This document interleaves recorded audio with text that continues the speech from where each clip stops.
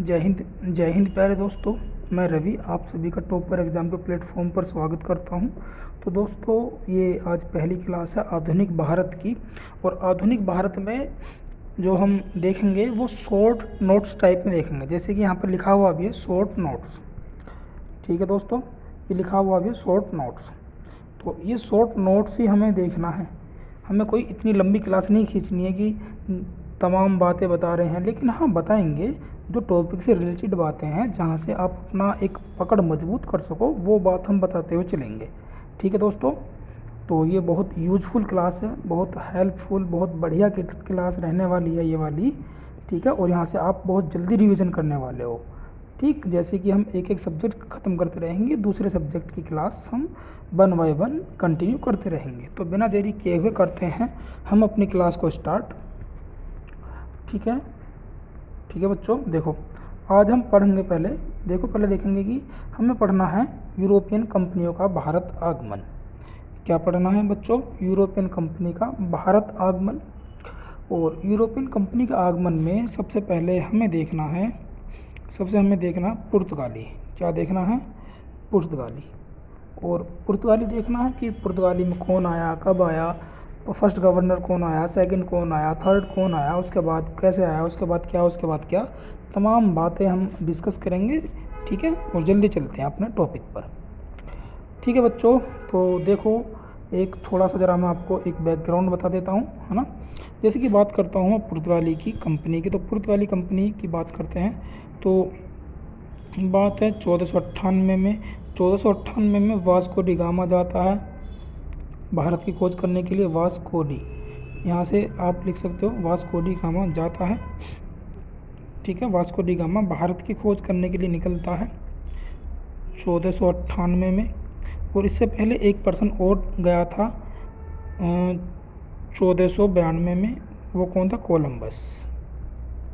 Columbus था। ये निकला था भारत की खोज करने के लिए, लेकिन ये कहाँ पहुँच जाता है? अमेरिका पहुँच जाता है। और इसी अमेरिका को क्या कहा गया? नई दुनिया की खोज। ठीक है, नई दुनिया की खोज, क्योंकि कोलंबस जो है इस कोलंबस के कंपास ने इसे गलत डायरेक्शन दिखा दी थी, और ये गलत डायरेक्शन मूव होकर कैरिबियन द्वीप के पास पहुंच जाता है। और वहां जाकर अमेरिको विसुकी नामक एक व्यक्ति से मिलता है, और उसी के नाम पर जो इसने द्वीप खोसा, उसी का नाम इसने अमेरिका रखा। ठीक है, उसके बाद एक पुर्तगाली नाविक है 1498 में चला है, और जिसका नाम है वास्को डी गामा। क्या नाम है दोस्तों? तो नाम है Vasco D gamma. Vasco D gamma चल दिया, और वास्को डी गामा चला 1498 में, और भारत में दोबारा 1502 में आता है।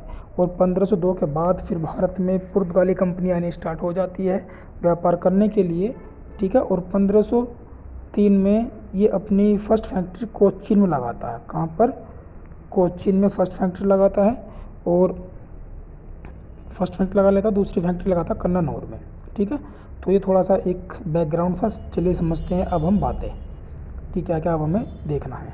तो देखिए, पुर्तगाली कंपनी है, ठीक, कि मध्यकाल में सर्वप्रथम भारत से संबंध स्थापित करने वाले पुर्तगाली ही थे। प्रथम पुर्तगीज वास्को डी गामा, आ गया नाम वास्को डी गामा, गुजराती।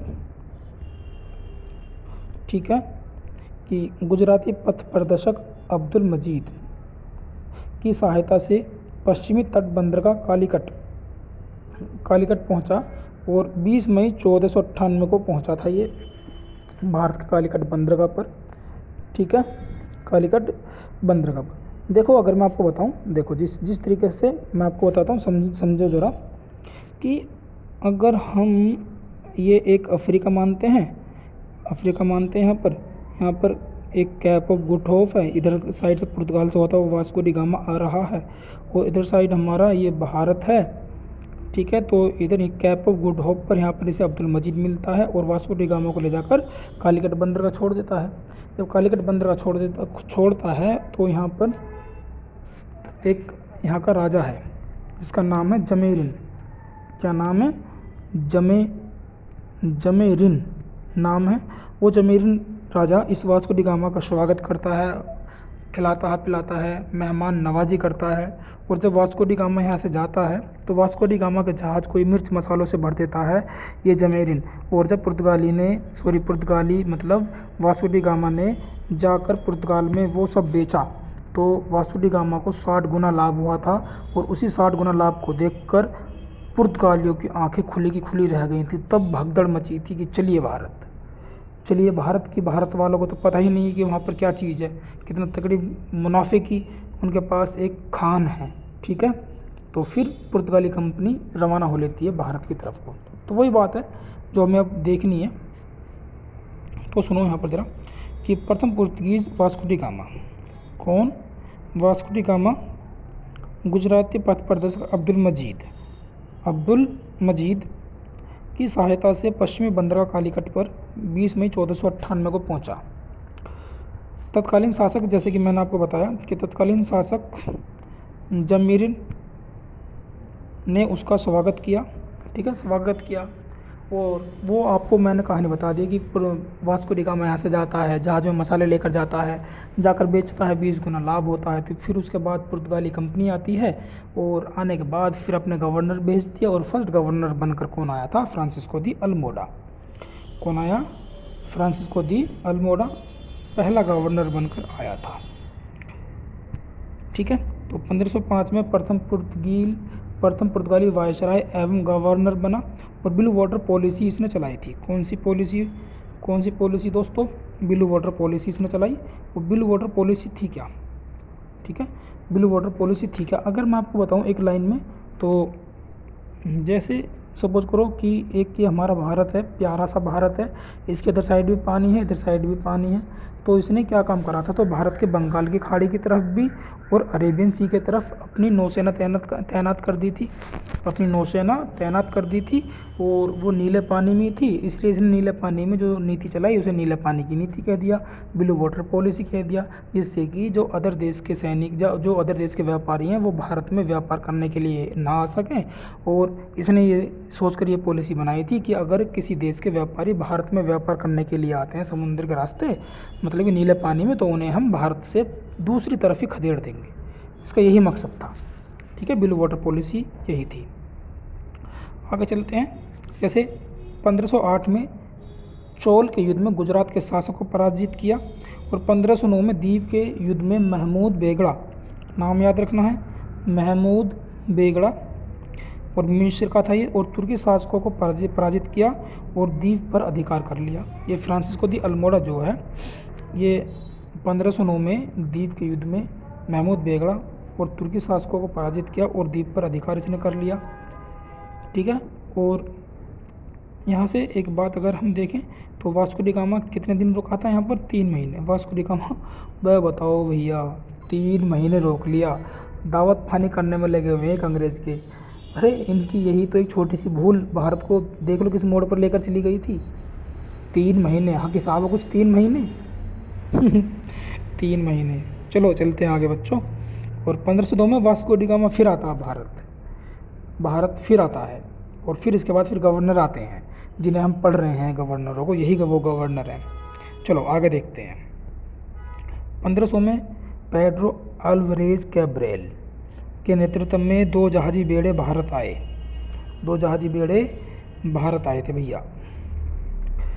ठीक है, 2 जहाजी बेड़े भारत आए। लेकिन उसके बाद अब हमें पढ़ना है अल्फांसो दी अल्बुकर्क, और सेकंड गवर्नर है पुर्तगालियों का। चलिए इसके बारे में अब हम देखते हैं। तो ये लाइन बहुत बढ़िया है कि इसे भारत में पुर्तगाली कंपनी का वास्तविक संस्थापक कहते हैं। पुर्तगाली संस्थापक है ये वास्तविक। और अगर हम अल्फांसो द अल्बुकर्क की बात करते हैं तो इसने 1510 में यूसुफ आदिल शाह गोवा का है, बीजापुर का यूसुफ आदिल शाह इससे युद्ध करता है और 1510 में गोवा को जीत लेता है। ठीक है, तो याद रखना है कि अल्बुकर्क ने 1510 में बीजापुर के आदिल शाह से गोवा छीन लिया और भारतीय स्त्रियों से विवाह की नीति बनाई। देखो कितना तेज़ है ये नीति इसने इसलिए बनाई थी क्योंकि इसका मानना ये था अगर हमें भारत में लंबे समय तक के लिए शासन करना है और यहाँ पर अपनी जनसंख्या बढ़ानी है तो हमें भारत की महिलाओं से शादी करनी होगी। इसने यही अपनी नीति चलाई, अपने अपने सैनिकों को बढ़ावा दिया कि भाई यहाँ की महिलाओं से शादी करो, यहाँ की महिलाओं से चक्कर चलाओ, तभी तो जनसंख्या बढ़ेगी, वरना क्या करोगे, यहाँ पर कुछ दिनों में सिमट कर रह जाओगे, भगा देंगे भारत वाले फिर। ठीक है, चलो आगे चलते हैं यहाँ से फिर। तो इतना हो गया। गोवा में सती प्रथा का प्रतिबंध, मतलब कि इसने सती प्रथा का विरोध कर दिया था पूरा, ये खिलाफ था सती प्रथा के।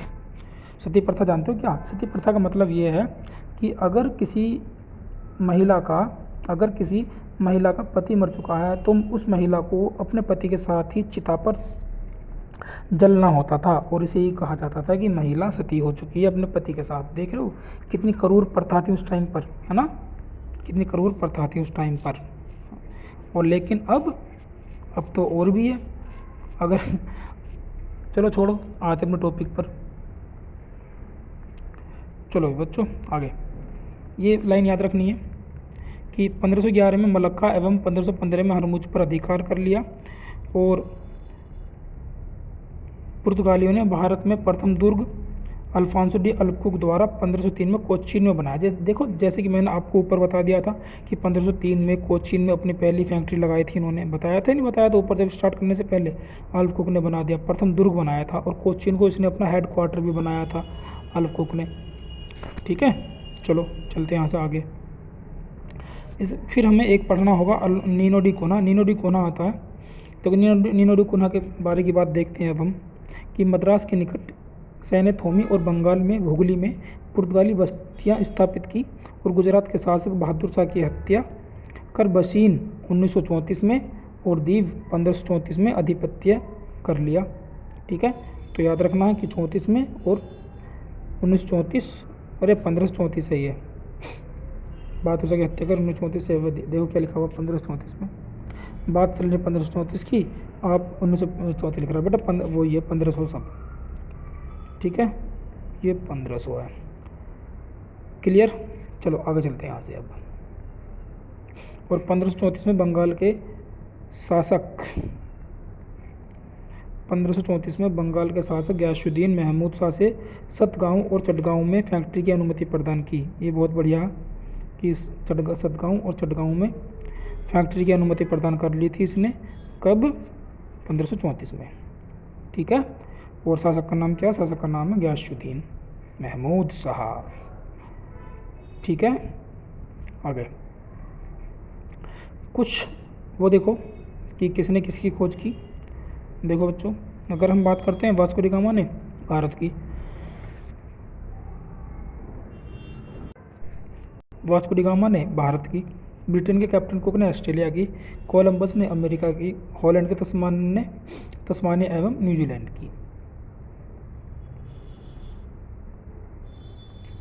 ठीक है, अब देखो ये वाला पॉइंट देखो भी, अब अच्छा पॉइंट है ये, देखेंगे कि चिनसुरा में डचों ने गुस्तावुस किले का निर्माण कराया। कौन सा किला बच्चों? गुस्तावुस किले का, कहाँ पर? चिनसुरा में। अच्छा पॉइंट है। और श्री रामपुर डेनिस का प्रमुख केंद्र था। कौन सा बच्चों? श्री रामपुर डेनिसों का प्रमुख केंद्र था। ठीक है, धैर्य बनाकर रखना है बेटा, कुछ दिन या एक दो क्लास में रिलेट होकर के देखो, आपका लेवल बहुत हाई कर दूंगा धीरे धीरे। आगे चलते हैं यहाँ से, अब पौंडुचेरी पर देखते हैं किसका कब कब अधिकार रहा है। देखो बच्चों इसके बारे में, अब पुदुचेरी की बात चल रही है। तो सर्वप्रथम पुर्तगालियों ने उपनिवेश स्थापित किया, और 1673 में फ्रांसीसियों ने बस्ती स्थापित की। कब? फ्रांसीसियों ने 1673 में, और ठीक है, फ्रांसीसियों ने अपनी बस्ती स्थापित कर दी थी। ठीक है बच्चों, चलो यहाँ से आगे। और 1793, कब? ये डेट याद रखनी है कि 1793 में अंग्रेज़ों ने कब्जा किया। 1814 में पेरिस संधि के तहत फ्रांस को सौंप दिया। ये very very most important point है। आगे चलते हैं यहाँ से अब आगे, कि हुगली को पुर्तगालियों ने लूटपाट का अड्डा बनाया, और पुर्तगालियों ने कार्टेज आर्मेडा पद्धति का यूज किया और उसे लागू कर दिया। और इसे स्वीकार किसने किया था भैया? अकबर ने। किसने? अकबर ने। क्लियर? अकबर ने किया इसे स्वीकार। आगे आगे देखेंगे कि आखिरकार पुर्तगाली हमारे भारत में क्या क्या लेकर आए हैं। ये हम देखते हैं कि पुर्तगाली जो भारत में लेकर आए हैं, जैसे कि तंबाकू, लाल मिर्च, आलू, टमाटर, जहाज निर्माण, प्रिंटिंग प्रेस, गोथिक स्थापत्य कला। और इसमें बात करते हैं तो अनानास, काजू सब पुर्तगाली ही लेकर के आए थे। ठीक है। 1632 में शाहजहाँ ने पुर्तगालियों को हुगली से भगाया। कब भगाया था? 1632 में। और 1661 में पुर्तगाली राजकुमारी कैथरीन, देखो 1661 में राजकुमारी कैथरीन, ये पुर्तगालियों की राजकुमारी कैथरीन। अब पुर्तगाली अंग्रेजों से अपने संबंध स्थापित करने के लिए देखो क्या करते हैं यहाँ पर। ये कैथरीन है भैया राजकुमारी, प्रिंसेस है। ठीक है, प्रिंसेस है ये। और ब्रिटिश राजकुमार है चार्ल्स द्वितीय। क्या नाम है बच्चों? चार्ल्स द्वितीय। इस चार्ल्स सेकंड से इसका विवाह कर देते हैं। और देखो मुंबई को दहेज में देते हैं। भाई वाह! भारत के शहर बांट कौन रहा है? पुर्तगाली। इन नालायकों को देख लो क्या यूज किया। भारत वालों को कुछ पता ही नहीं है भाई, रियल में नहीं पता यहाँ पर तो कि क्या हो गया क्या नहीं। बम्बई दहेज में दे दिया, बताओ। और देखो ये चार्ल्स द्वितीय जो है, ये चार्ल्स द्वितीय पुर्तगालियों को नीचे दिखाने के लिए पता है क्या क्या करता है? ये दिखाता है कि आप जो मुझे बम्बई दे रहे हो ना दहेज में, इसकी औकात मेरी नज़रों में 2 मतलब कि 15 पाउंड की भी नहीं है। 15 पाउंड की छोड़ो, 10 पाउंड की भी नहीं है। और 10 पाउंड पर ये चार्ल्स द्वितीय जो है, ये चार्ल्स द्वितीय ब्रिटिश ईस्ट इंडिया कंपनी को दे देता है कि 1 साल में मुझे 10 पाउंड दे देना बस आप। ठीक है, देखो ये रहा 1668 में 10 पाउंड, मैंने बताया था ना 10 पाउंड वार्षिक किराए पर ब्रिटिश कंपनी को दे दिया। किसने? चार्ल्स द्वितीय ने। शादी किससे हुई थी? कैथरीन से। कब? 1668 में। कि 1 साल के भैया 10 पाउंड दे दियो मुझे। ठीक है, 10 पाउंड दे देना। ये है भाई इसकी नज़रों में मुंबई की इज्जत मुंबई कदर देख लो उस टाइम पर। ठीक। और देखो आगे कि कासिम बाजार फैक्ट्री के प्रमुख जॉब चोरनोक व्यापार केंद्र हुगली के स्थान पर सुतनोती को चुना। किसे चुना? सुतनोती को चुना और कलकत्ता की स्थापना की। किसकी स्थापना की दोस्तों? कलकत्ता की। तो कलकत्ता की स्थापना किसने की? जॉब चोरनोक ने। वास्तुकार से ही मानते हैं जॉब चोरनोक को। चलो भी आगे। अब भारत में प्रथम नगर निगम जो स्थापित हुआ था वो कब हुआ? 1688 में। 1688 में। और कहाँ पर हुआ? मद्रास में। कहाँ पर बच्चों? मद्रास में हुआ। ठीक है, यहाँ से देखते हैं बच्चों, नेक्स्ट स्लाइड लगा लिया हमने, देखते हैं इसमें। अब सर्वप्रथम संयुक्त पूंजी कंपनी 1600 ईस्वी में बनी और अंग्रेज ईस्ट इंडिया कंपनी थी। इसे समझते हो? ये क्या है? सर्वप्रथम संयुक्त पूंजी कंपनी मतलब कि ये है कि शेयर होल्डर्स कंपनी थी, एक प्राइवेट कंपनी थी ये ब्रिटिश ईस्ट इंडिया कंपनी। और इसके बाद 1602 में डच कंपनी, पहले ब्रिटिश ईस्ट इंडिया कंपनी, ये अंग्रेजी ईस्ट इंडिया कंपनी बनी। उसके बाद फिर हॉलैंड की या डच की कंपनी बनी थी 1502 में। और डचों ने पुर्तगालियों को पराजित कर कोचीन में फोर्ट विलियम का निर्माण कराया। भाई वाह, क्या पॉइंट है देखो। डचों ने पुर्तगालियों को पराजित कर कोची में फोर्ट विलियम का निर्माण करा दिया। क्वेश्चन पूछ सकते हैं, पहले अंग्रेजी ईस्ट इंडिया कंपनी बनी, फिर डच बनी, और डचों ने पुर्तगालियों को पराजित करके कोचीन में फोर्ट विलियम कॉलेज का निर्माण करा दिया भैया। आगे देखते हैं कि ब्रिटिश ईस्ट इंडिया कंपनी ने विजयनगर के एक प्रतिनिधि से पट्टे पर ज़मीन लेकर मद्रास एक फैक्ट्री स्थापित की। कहाँ पर? मद्रास में एक फैक्ट्री स्थापित की इसने। आगे लिवेंट कंपनी को 1592 में स्थल मार्ग से भारत में व्यापार का अधिकार प्राप्त हुआ। ये अच्छी लाइन है कि लिवेंट कंपनी को 1592 में स्थल मार्ग से भारत में व्यापार का अधिकार प्राप्त हुआ। ठीक है। और 31 दिसंबर 1600 को महारानी एलिजाबेथ की बात देख लेते हैं क्या है कि 31 दिसंबर 1600 में महारानी एलिजाबेथ प्रथम ने ईस्ट इंडिया कंपनी को अधिकार प्रदान किए और इस दौरान भारत का बादशाह अकबर था जो 1556 से 1605 तक रहा था। जिस टाइम पर महारानी एलिजाबेथ ने ईस्ट इंडिया कंपनी को अधिकार प्रदान किए तो उस दौरान भारत का बादशाह कौन था, और वह था अकबर था।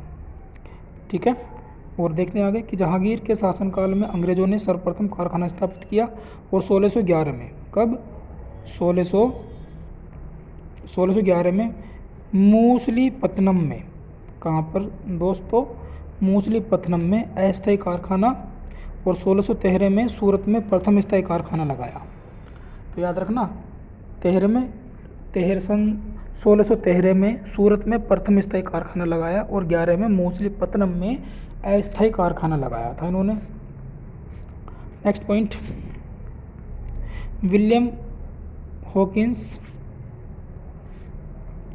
सूरत से अप्रैल 1609 ईस्वी में जहांगीर के दरबार में फैक्ट्री की अनुमति पाने के लिए गया था। कब, 1609 में फैक्ट्री की अनुमति पाने के लिए किसके दरबार में पहुंचा, जहांगीर के। और 1611 में कैप्टन मिल्टन ने सूरत के शवाली में मुगल गवर्नर से व्यापार की अनुमति प्राप्त कर ली थी। ठीक है, ये याद रखनी है लाइन कि 1611 ईस्वी में कैप्टन मिल्टन ने सूरत के शवाली में मुगल गवर्नर से व्यापार की अनुमति प्राप्त की और 1612 में कैप्टन थॉमस वेस्ट ने पुर्तगालियों को शवाली नामक स्थान पर पराजित किया। ठीक है, तो ये याद रखना है पॉइंट, बढ़िया है। पॉइंट क्या है, पॉइंट है कि 1612 में कैप्टन थॉमस वेस्ट ने पुर्तगालियों को शवाली नामक स्थान पर पराजित किया। कौन सा स्थान है, शवाली नामक स्थान। ठीक है बच्चों, तो आज की क्लास हम यहीं ओवर करते हैं। आज की छोटी क्लास है लेकिन क्लास बताना है आपको कि क्लास कैसी लगी। आज हम यहीं रोकते हैं। कहाँ तक हो चुका हमारा, 1612 ईस्वी में कैप्टन थॉमस वेस्ट ने पुर्तगालियों को शवाली नामक स्थान पर पराजित किया। और देखो इस तरीके से आएगा डाटा आपके लिए। ये एक नोट्स है, बहुत बढ़िया नोट्स है जो आपको मैं कराऊंगा। एक भी पॉइंट, इस शॉर्ट नोट्स में सारे पॉइंट कवर हैं। कहने की बात ये है, बहुत जल्दी से आपको रिवीजन करा दूंगा मैं। 64 पॉइंट है, इसे मैं 3-4 क्लास में ख़त्म कर दूंगा इस पूरे बुक को। ठीक है, और समझाऊंगा आपको पॉइंट टू पॉइंट ही। ठीक है, कहानी भी बताता रहूँगा और पॉइंट भी चलते रहेंगे हमारे। तो इस हिसाब से देखें तो आपका, जैसे कहते हैं ना कि स्मार्ट स्टडी, तो स्मार्ट स्टडी के तरीके से मैं आपके लिए क्लास बनाकर लाता रहूँगा। बस आपको ये क्लास देखनी है, सुननी है, कहानी आप ऑटोमेटिकली याद हो जाएगी आपके, ध्यान रखना। ठीक है, जब तक के लिए जय हिंद जय भारत। लगे रहिएगा अपनी तैयारी पर और सेशन को लाइक शेयर ज़रूर कर देना जिससे कि हमें कुछ मोटिवेशन मिल जाए। और अगली क्लास बहुत जल्दी लेकर आऊँगा मैं। ठीक है बच्चों।